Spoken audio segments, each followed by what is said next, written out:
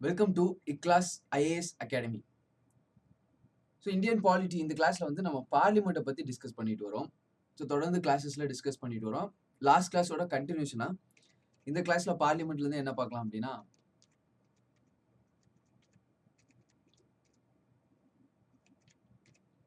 So legislative procedures. பார்லிமெண்ட்டோட மெயினான வேலையே என்ன அப்படின்னா, பார்லிமெண்ட்டே என்ன சொல்லுவாங்க அப்படின்னா லெஜிஸ்லேச்சர் தான் சொல்லுவாங்க. பார்லிமெண்ட்டே என்ன சொல்லுவாங்கன்னா லெஜிஸ்லேச்சர் அப்படின்னு சொல்லுவாங்க. ஸோ மெயினா சட்டம் இயற்ற வேலை பார்லிமெண்ட்டுக்கு முக்கியமான பிரதான வேலை அப்படின்னா சட்டம் இயற்ற வேலை.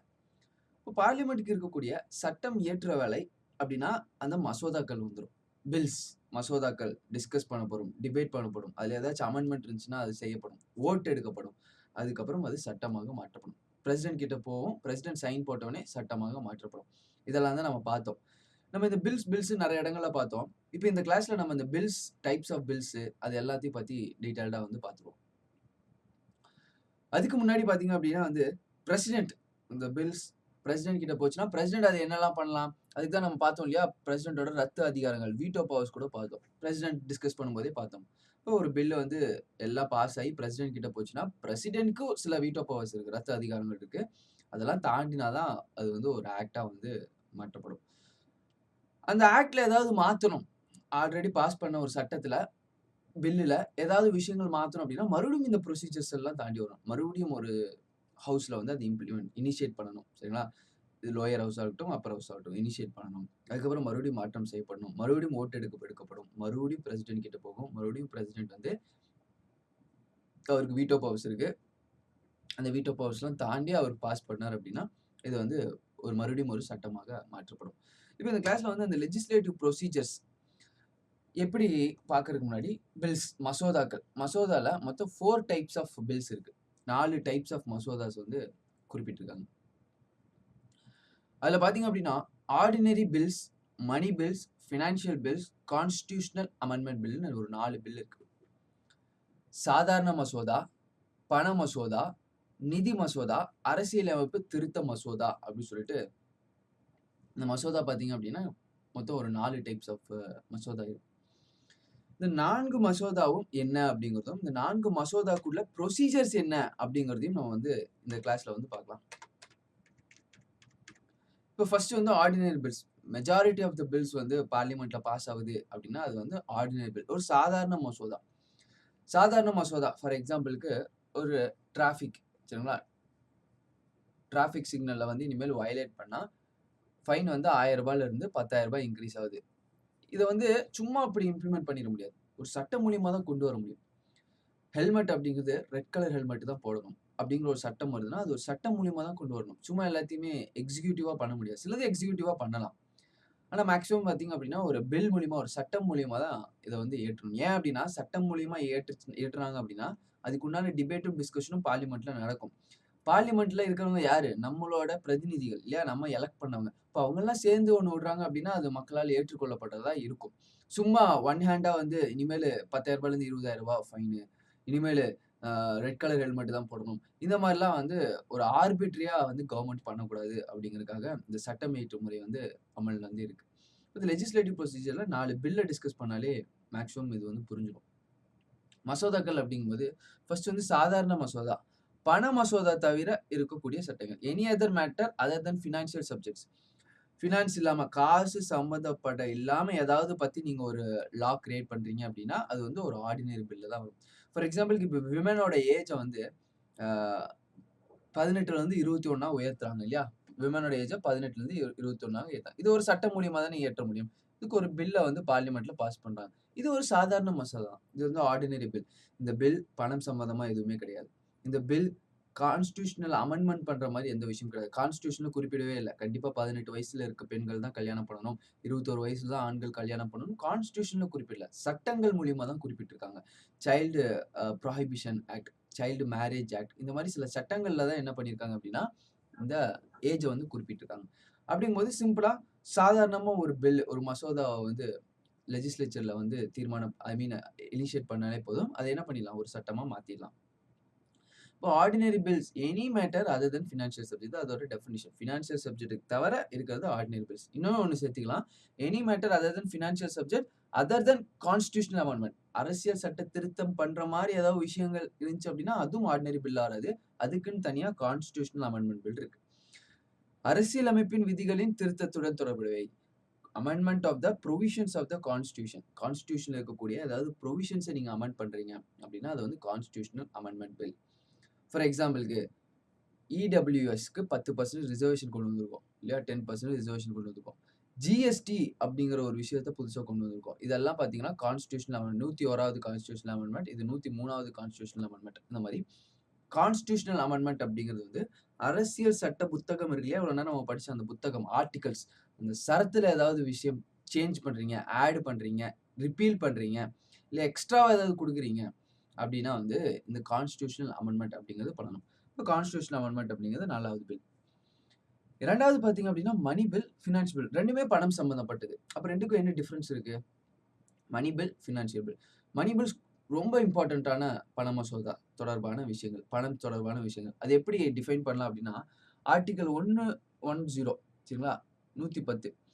இந்த ஆர்டிக்கிள்ல இருக்கக்கூடிய விஷயங்கள் கூட டைரக்ட்டா பணம் அது ஆர்டிக்கிள் 110 பார்த்தீங்கன்னா, பணம் ரிலேட்டடான ஒரு ஆர்டிக்கிள். டாக்ஸேஷன் ரிலேட்டடா சரிங்களா? இந்த மாரி அப்ராப்ரியேஷன் ஃபண்ட் ரிலேட்டடா இருக்கக்கூடிய விஷயங்கள். டைரக்ட்டா அந்த ஆர்டிக்கிள் 110 கூட ரிலேட் ஆச்சு அப்படின்னா, அது வந்து மனி பில். இன்டைரக்ட்டா அந்த ஆர்டிக்கிள் கூட ரிலேட் ஆச்சு அப்படின்னா, ஃபைனான்ஸ் பில். இன்னும் இப்படி இப்படி கூட சொல்லலாம். ஆர்டிக்கிள் 110 அப்படிங்கிறது பணம் சம்பந்தமான விஷயங்கள். டைரக்ட்டா 110ல இருக்கக்கூடிய பணம் சம்பந்தமான விஷயங்கள் மனி பில், பண மசோதா. பணம் சம்பந்தமான விஷயங்கள் ஆனா ஆர்டிக்கிள் 110ல தெரிவிக்காம இருந்துச்சு அப்படின்னா வந்து அது ஃபைனான்ஸ் பில். சிம்பிள். ஆனா இது 2மே பார்த்தீங்க அப்படின்னா, பணம் சம்பந்தப்பட்ட விஷயங்கள் தான். இப்போ பட்ஜெட்லாம் பாஸ் பண்றாங்க இல்லையா? பட்ஜெட் இந்த நிதி ஒதுக்குறாங்க. இந்த இதுக்கு பட்ஜெட் அப்படிங்கிறது அது ஒரு மனி பில் தான். பண மசோதா தான். பட்ஜெட் கண்டிப்பா பாஸ் ஆகணும். பட்ஜெட் மட்டும் பாஸ் ஆகாம இருந்துச்சுன்னா, கவர்ன்மென்ட்டே வெளிய போயிரும். கேள்விப்பட்டிருக்கீங்களா? கவர்ன்மென்ட்டே டிஸ்குவாலிஃபை ஆயிரும். அப்ப இதுலருந்தே தெரியுது, ஒரு மனி பில் டிஸ்குவாலிஃபை ஆச்சுன்னா, கவர்ன்மென்ட்டே காலி. கவர்ன்மென்ட்டே வந்து பெரும்பான்மை simple majority money bill simple மெஜாரிட்டில பாஸ் ஆனா போதும். சிம்பிள் மெஜாரிட்டில ஒரு மனி பில் பண மசோதா ரொம்ப முக்கியமான ஒரு பண மசோதாவே பாஸ் ஆகல அப்படின்னா, அந்த கவர்ன்மென்ட்க்கு பெரும்பான்மை இல்லன்னு நிரூபிக்கப்பட்டு, கவர்ன்மென்ட் வந்து டிஸ்குவாலிஃபை ஆகப்படும். அதனால மனி பில் ரொம்ப ரொம்ப இம்பார்ட்டன்ட். ஃபினான்ஸ் பில்லும் பணம் சம்பந்தப்பட்டது தான். ஆனா ஃபினான்ஸ் பில் ஃபெயில் ஆனா பரவால்ல. ஆர்டினரி பில் ஃபெயில் ஆச்சு அப்படின்னா பாஸ் ஆகல. லோக்சபாலயே பாஸ் ஆகல. ராஜ்யசபால பாஸ் ஆகல. பரவால்ல. சரிங்களா? ஆர்டினரி பில் பாஸ் ஆகல அப்படிங்கிறதுக்கு பிரச்சனை கிடையாது. இப்ப இந்த 18-21 ஏஜ் பில் பாஸ் ஆகலன்னா பிரச்சனை இல்ல. கவர்ன்மென்ட்க்கு அதனால எந்தவித பாதிப்பும் கிடையாது.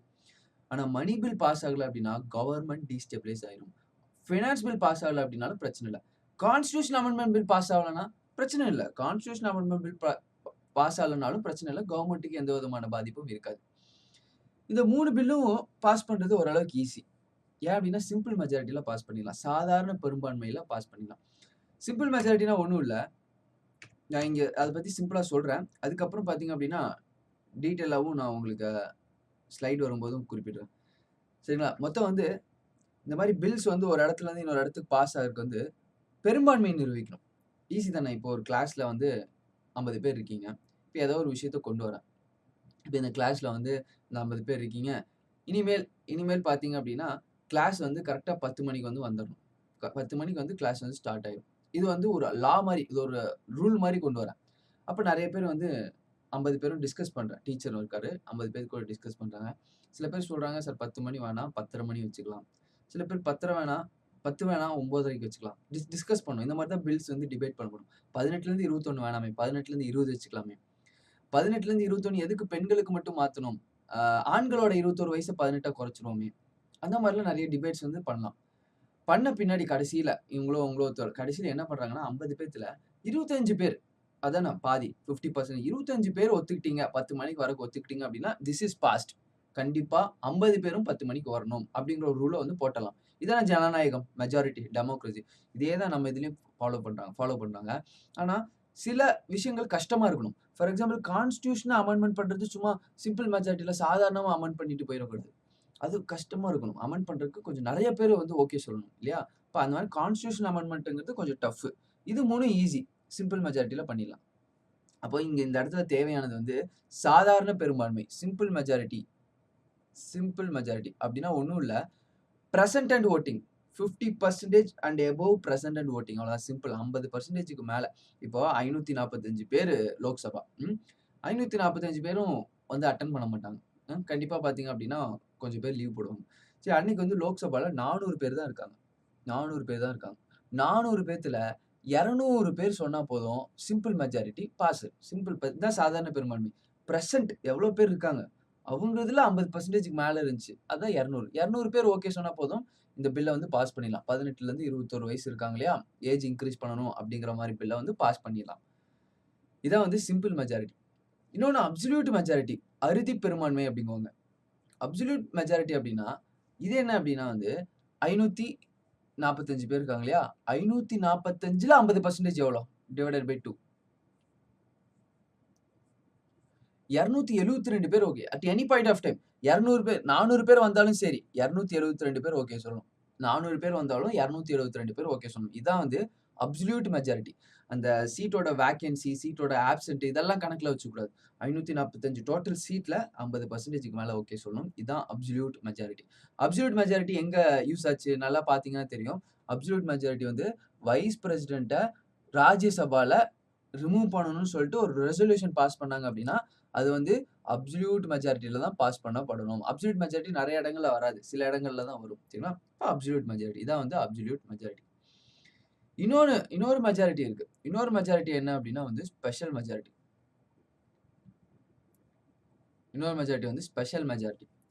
ஸ்பெஷல் மெஜாரிட்டி அப்படிங்கிறது என்ன அப்படின்னா 2/3 சரிங்களா? 2/3 3ல 2 பேர். 545 இன்டு 2/3 போடுங்க. 550ன்னு வச்சுப்போம். நம்ம கால்குலேஷனுக்காக ஈஸியா இருக்கும். இன்டு 2/3.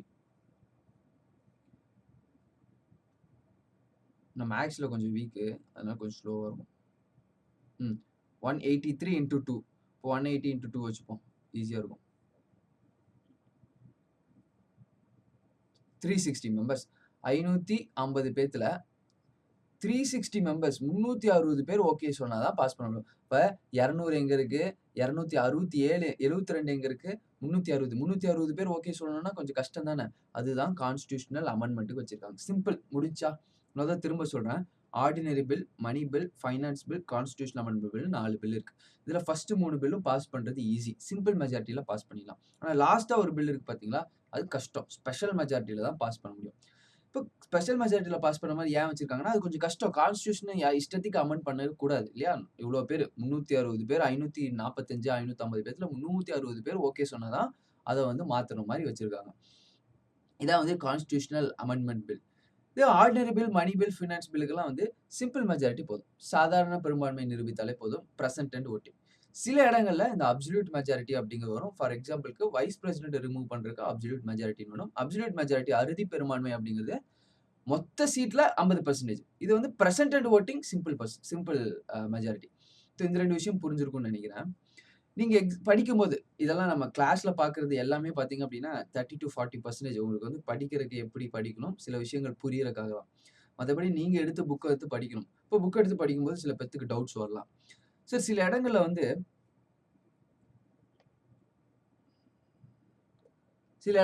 இப்படி குடுத்துருக்காங்களே, அதாவது பிரசிடென்ட்ட ரிமூவ் பண்ணணும்னு வைங்க. நம்ம பிரசிடென்ட் ஜனாதிபதிய ரிமூவ் பண்றத பார்த்தோம். இல்லையா? இதெல்லாம் இதுக்கு தான் அந்த இடங்கள்லாம் பார்க்கும்போது நான் இன்னொரு இடங்கள்ல வரும்போது ரிலேட் பண்ணுவேன்னு சொன்னேன்.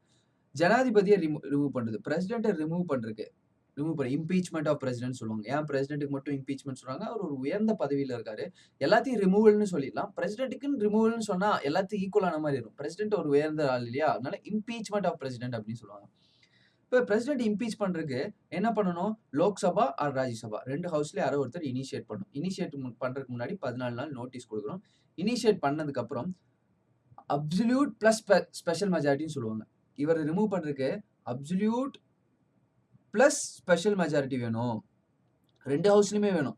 லோக்சபால தனியா இந்த மாரி அப்சல்யூட் பிளஸ் ஸ்பெஷல் மெஜாரிட்டில பாஸ் பண்ணணும். அதே மாரி ராஜ்யசபாலயும் அப்சல்யூட் பிளஸ் ஸ்பெஷல் மெஜாரிட்டில பாஸ் பண்ணா அவர் வந்து ரிமூவ் பண்ணிடலாம். இதுவரைக்கும் எந்த பிரசிடென்ட்டையும் ரிமூவ் பண்ணதில்ல. ஏன்னா ரிமூவ் பண்ணது ரொம்ப கஷ்டம். இம்பீச்மென்ட் வந்து ரொம்ப கஷ்டம். சுப்ரீம் கோர்ட் ஜட்ஜும் இதே ப்ராசஸ் தான். அவங்களெல்லாம் ரிமூவ் பண்றது ரொம்ப கஷ்டம். ஏன் அப்படின்னா, அப்சல்யூட் பிளஸ் ஸ்பெஷல் மெஜாரிட்டி அப்படின்னா ஒண்ணும் இல்ல. 2மே இருக்கணும். அப்போ முன்னாடி பார்த்தோம் இல்லையா? அப்சல்யூட்க்கு எவ்வளோ வேணும்? 272 வேணும். அது நம்ம எப்படின்னு பார்த்தோம் இல்லையா? மொத்த சீட்ல வந்து 50%. இப்போ 272க்கு மேல இருக்கணும். 72க்கு மேல இருக்கணும். ஸ்பெஷல் மெஜாரிட்டியும் இருக்கணும். Present and voting present majority. For எக்ஸாம்பிளுக்கு இப்ப 400 பேர் தான் இருக்காங்கன்னு வச்சுக்கோங்க. 400 பேர் தான் இருக்காங்க. அட் பிரசன்ட் வந்து 400 தான் இருக்காங்க. இப்ப நீங்க ஸ்பெஷல் மெஜாரிட்டி பாஸ் பண்ணிடலாம். அப்படின்னா எவ்வளோ? 2/3. 2/3. இப்ப 2/3னா எவ்வளோ வரும்? 1, 3, 0, 1, 13, 13, 26, 260. கரெக்ட்டா? 260.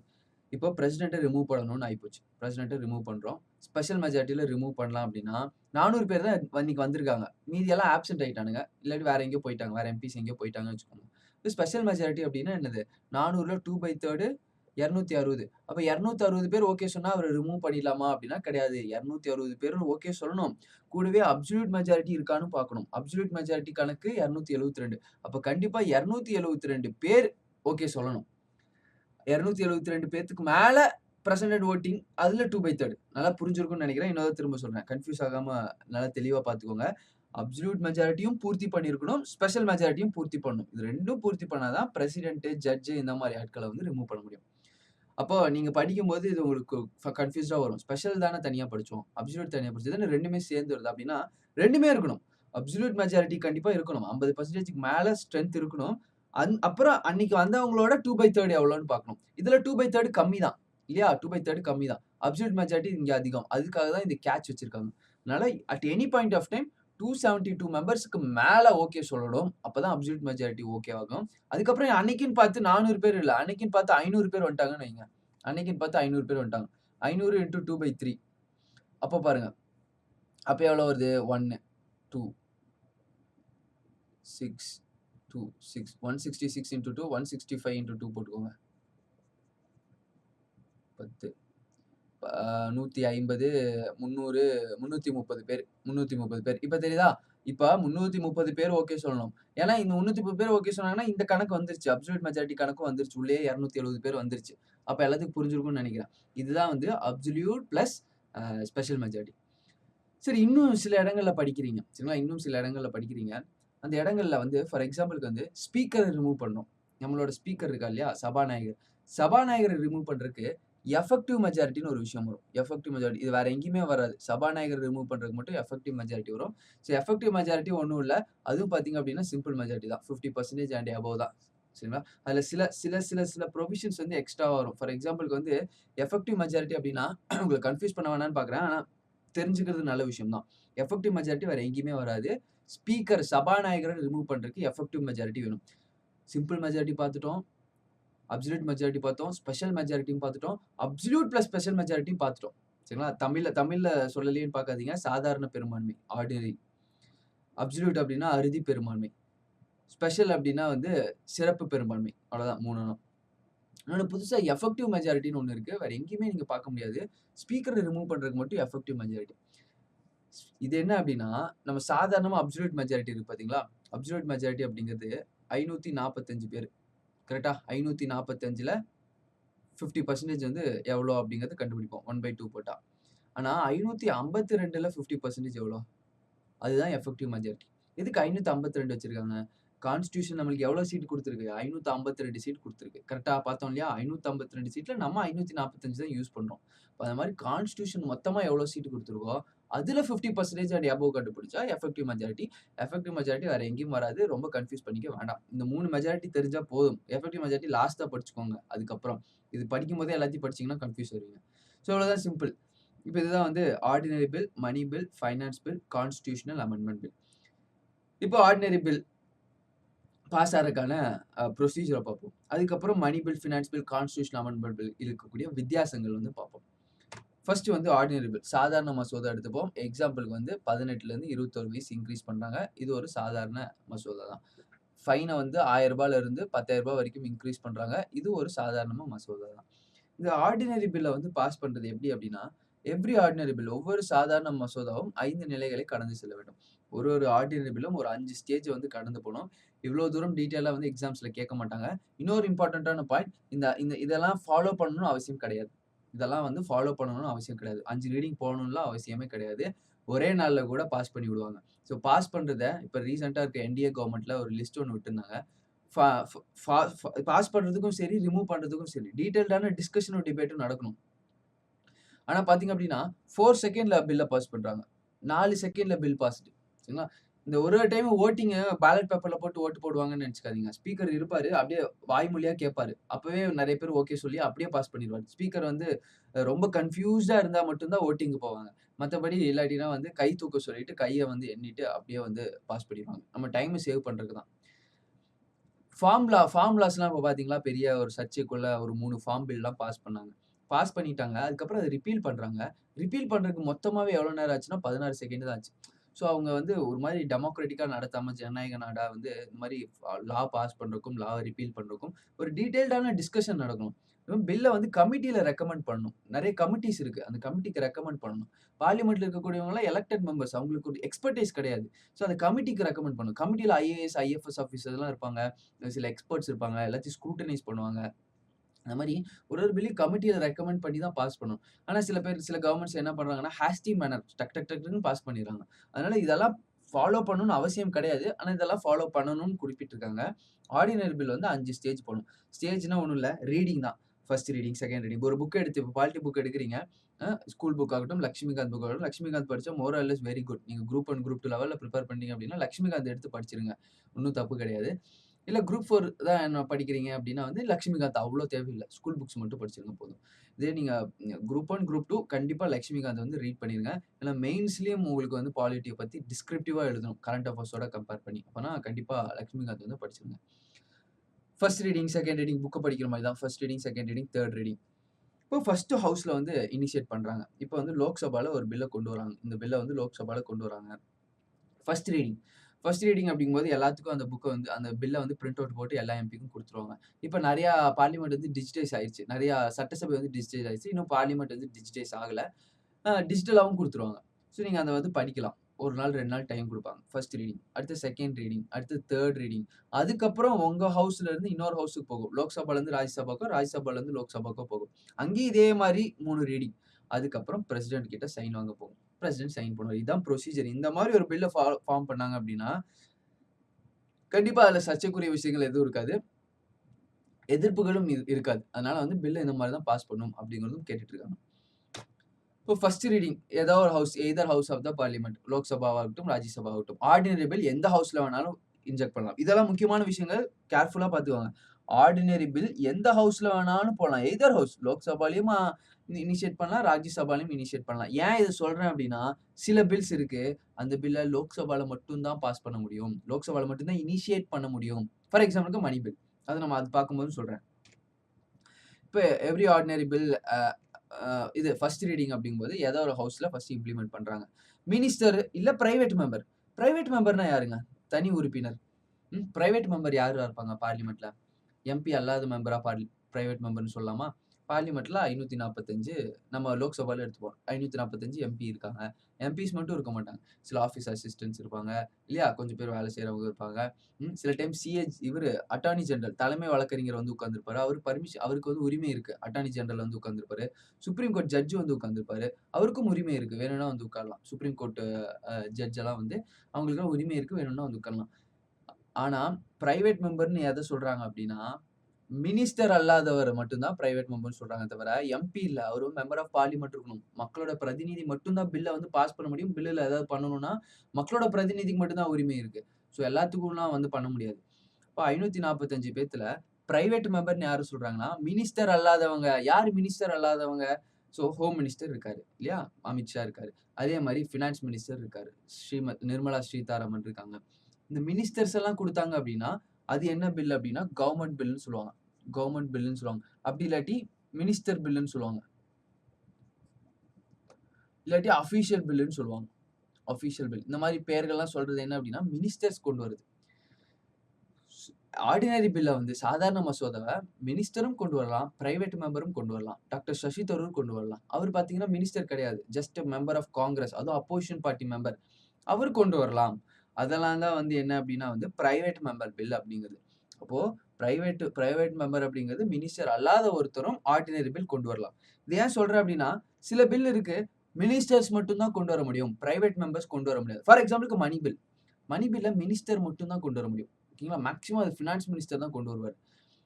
வேற யாரும் வந்து மணி பில்ல கொண்டே வர முடியாது. இதான் வந்து முக்கியமான விஷயம்.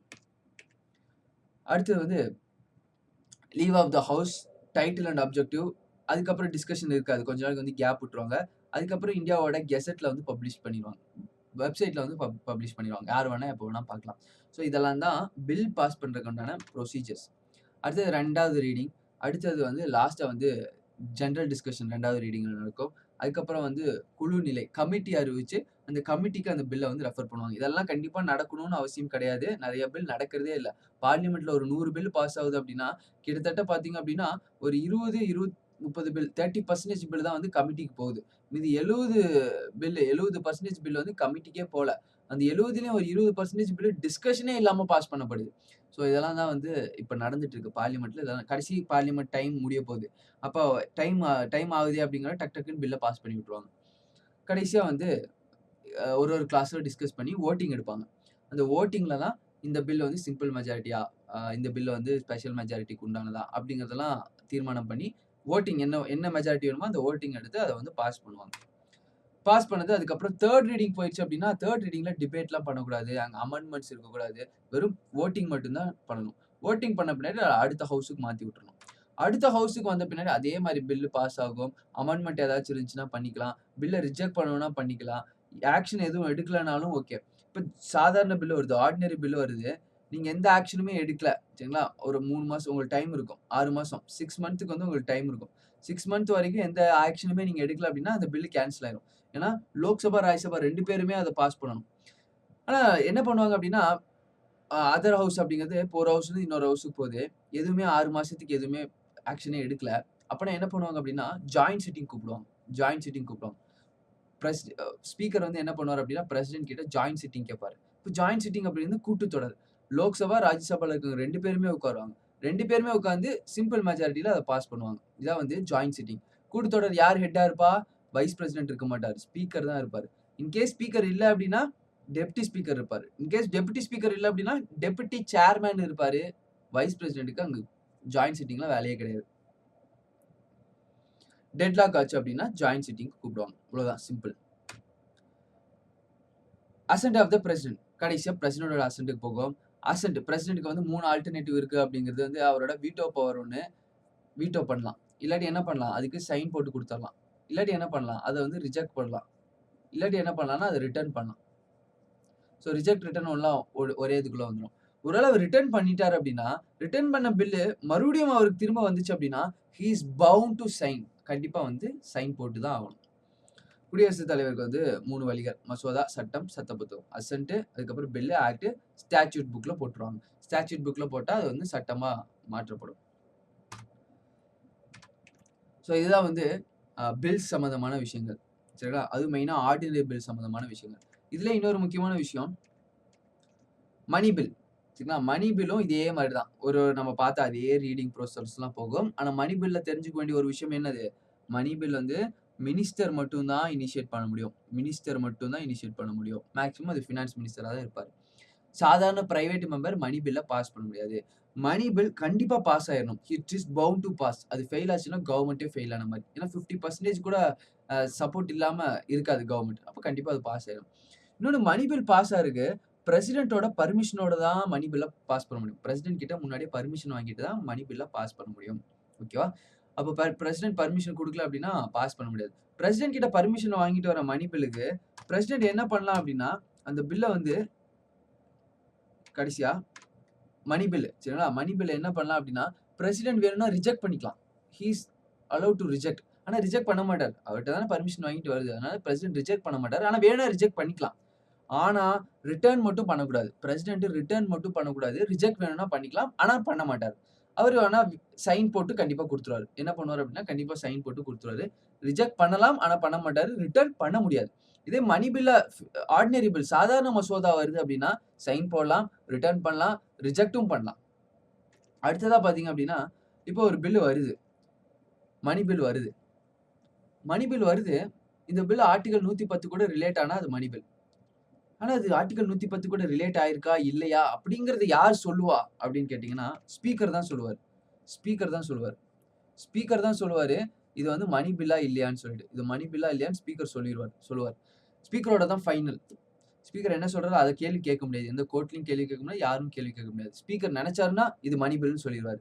ஆதார் பில் பாஸ் ஆகவே இல்ல. உடனே ஸ்பீக்கர் என்ன பண்ணாரு? ஆதார் பில், மணி பில் அப்டின்ட்டாரு. மணி பில்னா கண்டிப்பா பாஸ் ஆவணும் இல்லையா?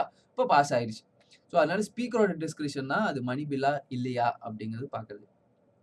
அதே மாரி மணி பில்ல பொறுத்தவரைக்கும், பண மசோதா பொறுத்தவரைக்கும், பிரசிடென்ட் கிட்ட சைன் வாங்கிட்டு, மினிஸ்டர் இம்ப்ளிமெண்ட் பண்ணணும். மினிஸ்டர் அப்படிங்கிறது லோக்சபா மினிஸ்டர், லோக்சபால மட்டும் தான் இம்ப்ளிமெண்ட் பண்ண முடியும். ராஜ்யசபால மணி பில் இம்ப்ளிமெண்ட் பண்ணவே முடியாது. ஒருவேள லோக்சபால இருந்து ராஜ்யசபாக்கு பாஸ் ஆகுது. ராஜ்யசபா மெம்பர்ஸ் ஒத்துக்கலன்னா அந்த மணி பில்லுக்கு பிரச்சனையே இல்ல. ராஜ்யசபாவோட பர்மிஷன் தேவையே கிடையாது. ஜஸ்ட் ராஜ்யசபாக்கு ஒரு ஃபார்மாலிட்டிக்கு அனுப்புவாங்க. 14 டேஸ் டைம் குடுப்பாங்க. 14 டேஸ்க்குள்ள ராஜ்யசபா ஒண்ணா அப்ரூவ் பண்ணணும்.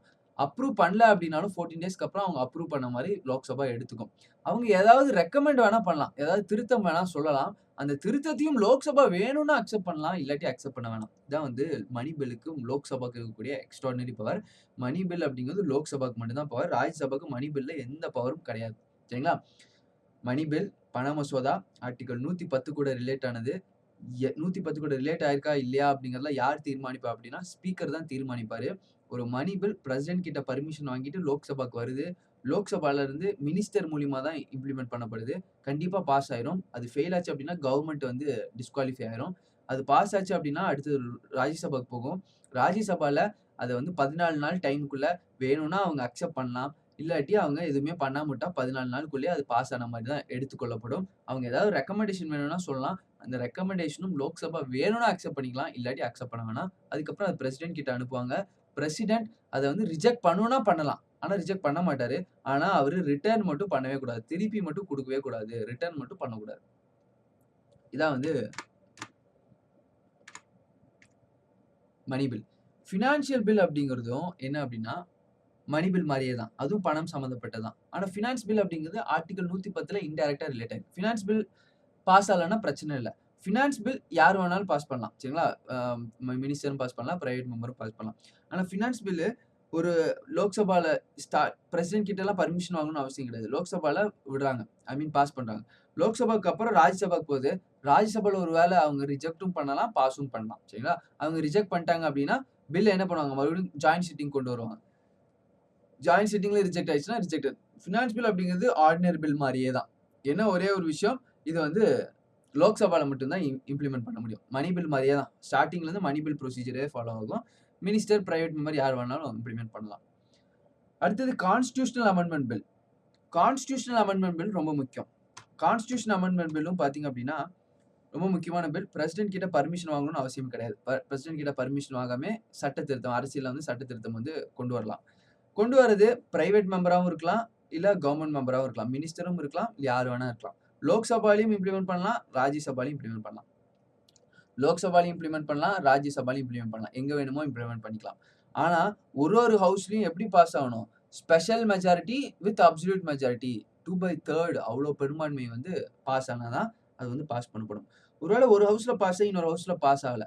உடனே ஜாயிண்ட் சிட்டிங் கூப்பிடலாமா? அப்படின்னா, கான்ஸ்டிடியூஷனல் அமெண்ட்மென்ட் பில்லுக்கு கூட்டுத்தொடர் கிடையாது. ஜாயிண்ட் சிட்டிங் அப்படிங்கிறது கிடையாது.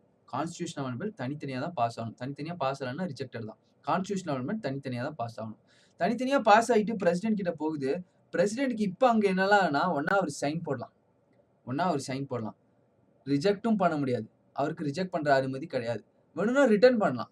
ரிட்டர்ன் பண்ணிட்டு மறுபடியும் வந்துச்சுன்னா என்ன பண்ணணும்? கண்டிப்பா சைன் போடணும். அப்போ கான்ஸ்டிடியூஷனல் அமெண்ட்மென்ட் பில் சட்ட திருத்தம் 103வது கான்ஸ்டிடியூஷன் அமெண்ட்மென்ட் பண்ண இடபிள்யூஎஸ் வருது பிரசிடென்ட் கிட்ட. பிரசிடென்ட் அத என்ன பண்ணலாம்? ஒண்ணா சைன் போடலாம். இல்லாட்டி ரிட்டர்ன் பண்ணலாம். ரிஜெக்ட் பண்றதுக்கு அவருக்கு உரிமையே கிடையாது. அதனால he is bound to sign. ரிட்டர்ன்னா ஒரு தடவ போயிட்டு மறுபடியும் வந்துரும். அதனால அவர் வந்து கான்ஸ்டிடியூஷன் அமெண்ட்மென்ட் பில்ல பிரசிடென்ட் வந்து சைன் போட்டே ஆகணும். ஸோ இதான் வந்து பில்ஸ் சம்பந்தமான விஷயங்கள். இது போக நீங்க புக் படிக்கும்போது இன்னொரு விஷயம் அக்ராஸ் பண்ணுவீங்க. இந்த ஃபினான்ஸ் பில்ல வந்து ஃபினான்ஸ் பில் ஏ, ஃபினான்ஸ் பில் பின்னு இருக்கும். ஸோ அதெல்லாம் வந்து ஒண்ணும் கன்ஃப்யூஸ் பண்ணிக்க வேணாம். அதுக்கு சில ப்ரொவிஷன்ஸ் தான். இந்த இது வந்து ஃபினான்ஸ் பில் ஏல வரும். இது ஃபினான்ஸ் பில் பில வரும். மத்தபடி 2மே பார்த்தீங்க அப்டின்னா ஃபினான்ஸ் பில் தான். அதுல வந்து நீங்க ரொம்ப கன்ஃப்யூஷன் ஆயிக்க வேணாம். ஸோ இவ்வளோ தான் வந்து types of bill, legislative procedures இந்த மாரி தான் பில்ஸ் வகைப்படுத்தப்படுது. இந்த பில்ஸ் இந்த மாரி தான் பாஸ் பண்ணப்படுது. பில்ஸ் இந்த மாரி தான் ஆக்ட்டா கன்வெர்ட் ஆகுது. ஆக்ட்ட ஸ்டாட்யூட்ல போடுறாங்க. ஸ்டாட்யூட்ல இருந்து இம்ப்ளிமெண்ட் ஆகப்படுது. இம்ப்ளிமெண்ட் பண்றது வந்து நிர்வாகத்துறையோட வேலை. எக்ஸிக்யூட்டிவோட வேலை. ஐஏஎஸ் ஆஃபீசர்லேருந்து மினிஸ்டர்ஸ் இவங்களோட வேலை தான். கரெக்ட்டா வந்து நிர்வாகத்துறையோட வேலை தான் வந்து இம்ப்ளிமெண்ட் பண்றதோட வேலை. இதுவரைக்கும் பார்த்தீங்க அப்டின்னா, பார்லிமெண்டோட லெஜிஸ்லேட்டிவ் ப்ராசஸ் வந்து பார்த்துருக்கோம். நெக்ஸ்ட் கிளாஸ்ல இனி மிச்சம் இருக்கக்கூடிய பார்லிமெண்ட் டாபிக்ஸ் வந்து பார்ப்போம். தேங்க் யூ ஃபார் வாட்சிங் இக்ளாஸ் ஐஏஎஸ் அகாடமி.